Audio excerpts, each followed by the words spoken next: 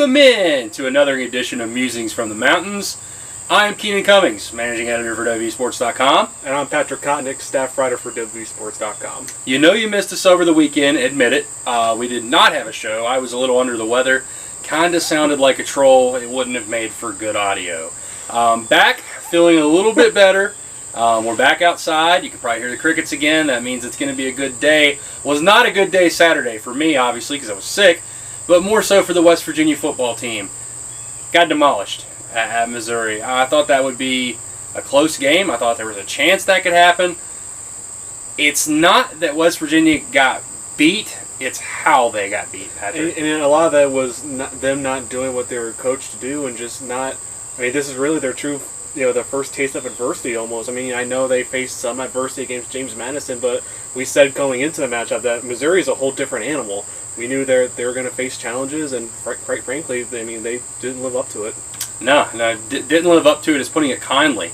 West Virginia was pretty much dominated in all phases of the game. The offense continues to struggle to run the football. They have 1.14 yards per carry. 1.14. You can almost fall for more yards than that in some instances. And not to mention, too, they don't have a rush over 10 yards. And nope. Two of their longest rushes, they have a rush of 9 yards and a rush of 8 yards, and both of those are by wide receivers. If I told you through two games that the longest rush by a running back for West Virginia was 6 yards, you'd probably be panicking right now. And I think that that's definitely the case in the Puskar Center. Not necessarily panic, but I do think there's concern. You can tell by some of the comments made today, which we'll get to in a little bit.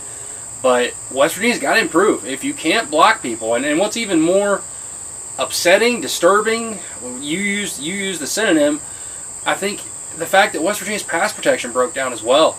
That was a strength. They did pass block in week 1 against a good James Madison front. Missouri exposed them, and Neil Brown laid it out pretty clearly. Until West Virginia shows that they're able to win some one-on-one battles up front, they're going to go against some schemes that put them in that, put an extra guy in the box, put man up on the outside, and make them beat them. And it's just not happening right now. It better happen in a hurry. They're getting ready to play an NC State team that's very good against the run.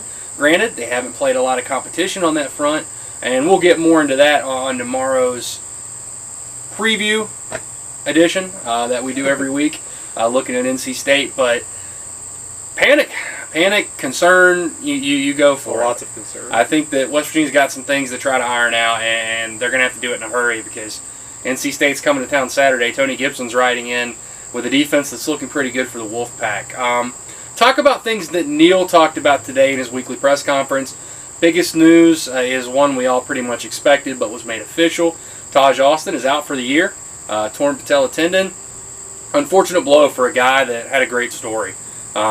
Really, he kind of had a second chance at West Virginia. Passed him up the first time to stay home. Had already made an impact. Only played about 31 snaps through 2 games. Obviously, was injured early against Missouri, but he had already recorded a sack. West Virginia's actually number 1 in the Big 12 right now with 6 sacks as a team. That's going to be a blow. It's going to force West Virginia to do some different things. They're going to have to lean on Reuben Jones and some other guys there. I mean, they're going to have to find a way. Jeffrey Puller, Reuben Jones, one of those guys are going to take more snaps. They're probably going to go for a 50-50 instead of a 30-30-30 split. That affects those 9 guys that Jordan Leslie has. There's a lot of fallout from this, Pat. Yeah, definitely. And I think you can look at, too, is whether or not how they approach the run game offensively. I mean, from Neil Brown, from the coordinators, it really sounds like they're going to give guys opportunities to play, different guys to get in the mix over these next 2 days, especially to see how they do in good versus good. Obviously, they have a hole there at defensive end with Taj Austin, but one thing, some other injury news, too, is Luddy Brown, sophomore running back. He's back. Brown described him as a physical back. Maybe he can bring an element to for West Virginia's offense that they just haven't had. And that's something else too. Is that a lot of people want to blame the offensive line. Yes, the offensive line does deserve some blame for all the struggles in the run game right now. But Brown said, and so did Matt Moore said, everyone, all parties, running backs, wide receivers, equal blame. Tight ends, everybody plays a role in this. Yeah. I know offensive line obviously is going to get the finger pointed, and they should. They do bear most of the brunt of the blame there, but it transcends to everybody on the team. You have to do your job there. And then when you get in these situations where you're getting West Virginia these 3rd and longs, Austin Kendall's getting hit a lot. A stat that really stood out to me yesterday. Neil Brown charted that Austin Kendall got hit 8 times Wow. in West Virginia's first 3 drives. Hit 8 times. They had 16 plays. Some of those were runs. You take that out of the equation, that's almost astronomical. I think that has to get better. Pat mentioned it. The other big news outside of injury front is West Virginia's going to try some new things. They've got to. The definition of insanity is doing the same thing over and over and over again and expecting different results. Mm-hmm. They're going to try to mix things up, especially on the offensive line. You're going to see some freshmen play at wide receiver. Ollie Jennings, Winston Wright, they're both going to be in the mix. Probably some guys at linebacker, I'd assume, given Vic Koning's response when I asked that question. He did not like that. Did not like how they've been playing at all. Vic Koning today, by the way, was a treat. Got a Golden Girls reference, which was actually in reference and a Harry to, Potter reference. yes, too, and a Voldemort well. reference. You can talk about Tony Gibson. He is a person. You don't have to avoid it. He's definitely not Voldemort. But overall, right now, I think it's more of a reset for West Virginia in a sense. This week's big. You're really going to find out a lot about this football team. We said this before. We made this kind of a thing since the James Madison game. We didn't find out much that game. I said it then, and I still believe that. We found out a lot about West Virginia against Missouri. I think that was a snowball. I don't think that's an indication of how bad this team could be or this team can't get better.